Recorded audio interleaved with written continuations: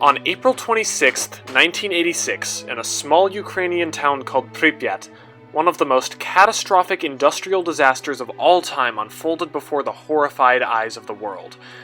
A steam explosion in one of the major reactors in the Chernobyl nuclear power plant caused a disastrous nuclear meltdown, contaminating vast swathes of the surrounding area, as well as the people who were caught completely off guard by the disaster.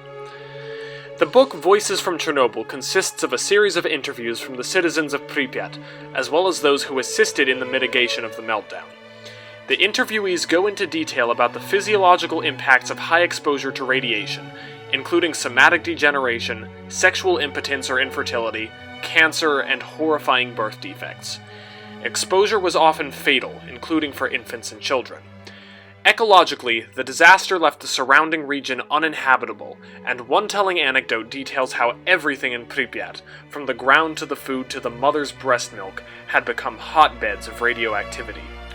But more than anything, Voices from Chernobyl reveals the administrative and ideological failure of the Soviet system, how it was no longer able to provide for its citizens as it had in the past. The glorified heroism of the Russian Revolution, of the Great Patriotic War, of the Cold War struggle against the bourgeois imperialists of the West. They weren't enough to win the war against the atom.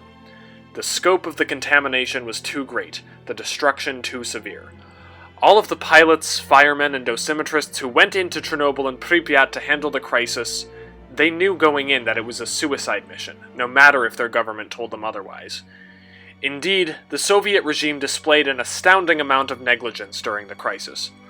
They conducted improper geological surveys, inaccurately crunched numbers in reporting the levels of radiation, failed to educate local residents on the effects of nuclear contamination, and deliberately covered up accident reports and medical records. In effect, they made it impossible to adequately handle a crisis of such a scale. This was a regime that for decades had ceaselessly expounded on the virtues of serving the motherland, and in the end, it was a virtue that they themselves could not bear to fruition. After Chernobyl, the peoples of Russia and the other Soviet republics lost faith in the USSR. They realized that it was not the classless utopia of Lenin's dream, but a flawed, broken system rife with corruption and neglect for its citizens. The veil on the Soviet Union had been lifted. And I can only hope that in our current situation, the election of Donald J. Trump will serve as the Chernobyl of the American left. I can only hope that the left will realize that it cannot continue on its moral crusade of identity politics and language policing. I can only hope that the Democratic Party will realize that it cannot continue to support corrupt candidates and pander to the educated upper classes and still expect to win elections.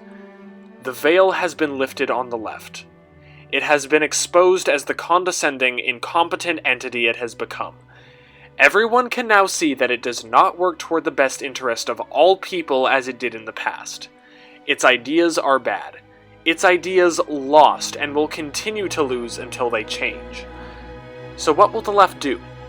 Will it learn from its defeat and reform like the Soviet Union? Or will it continue to make the same mistakes that caused its collapse in the first place? How many Chernobyls will it take before the left starts working again?